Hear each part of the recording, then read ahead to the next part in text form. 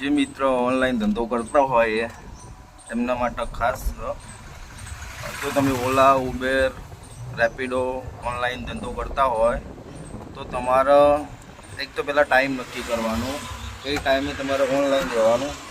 સવારે 8થી તે સાંજના 8 સુધી રહેવાનું.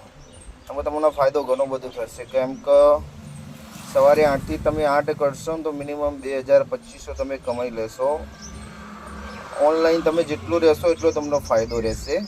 અને ઇલાકો એવો પસંદ કરવાનો જ્યાં સોસાયટી હોય, જ્યાં અવર જવર વધારે પબ્લિકની હોય એવા જગ્યાએ.